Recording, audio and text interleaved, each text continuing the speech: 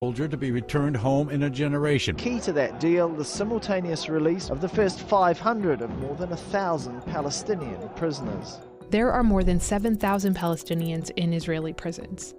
Around 8% of those prisoners are serving life sentences for serious crimes, including killing Israeli civilians and soldiers. But what about the rest of them? How did all of these Palestinians end up in Israeli prisons? To get some answers, we called Hadi Viterbo, a professor of law who's researched the Israeli prison system, and Basil Faraj, a professor who specializes in cultural studies and research on political prisoners.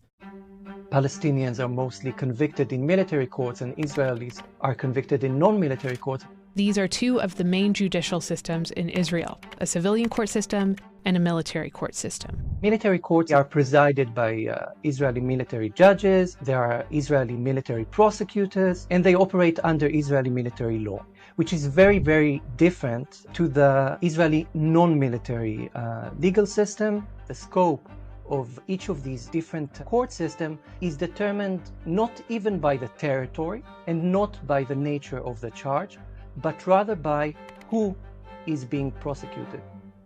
This court system mostly stems from military orders that go back to the beginning of the Israeli occupation of Palestinian territories in 1967.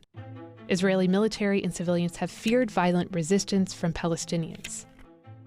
So these military orders list rules for public order and security.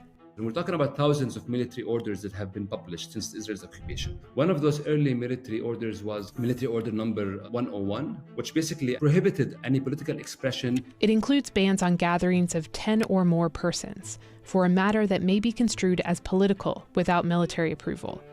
It also bans the display of flags or political symbols, except with a permit. And people who violate the order could be liable for imprisonment for 10 years, or a large fine, or both.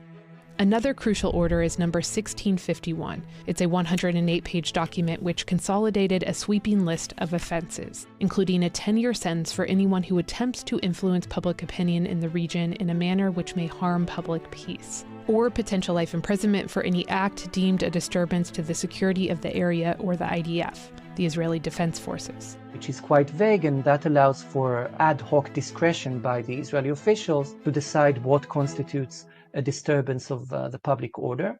Here's an example of how the orders are used. In 2016, a lawyer was detained during a peaceful demonstration in the West Bank city of Hebron that called for reopening a main downtown street that the army prohibits Palestinians from accessing. One of his charges was for demonstrating without a permit, and another for attempting to influence public opinion in the area in a manner that may harm public order or safety. In other recent cases, Israel charged Palestinian journalists with incitement, saying news videos they had taken, which were often of confrontations between Palestinians and Israeli forces, political processions, or funerals, constituted incitement. Once arrested, they often end up as what Israel calls security prisoners. It allows for a lot of discretion, but it's overwhelmingly applied to Palestinians. The vast majority of these security prisoners placed in the military system are from the West Bank, and they are largely transferred out of their territory to one of 19 prisons within Israel. And the fact that Israel transfers Palestinians into facilities inside Israel is widely considered a violation of the Fourth Geneva Convention, which is a cornerstone of international humanitarian law. A smaller number of security prisoners are also Palestinians from Gaza, though they are often sent through a different system. Another small number of security prisoners are Palestinian citizens of Israel, though for non-political crimes, Palestinian citizens of Israel are largely sent to the civilian court system. On the other hand, no matter the crime, almost all Israelis are placed in the civilian court system. So, Israeli settlers and Palestinians in the West Bank, even if they are accused of committing the very same crime in the same territory, would go to different courts. Israelis to civilian court, and Palestinians to military court, where, from the moment they are arrested, through their detention, they are governed by a starkly different set of laws.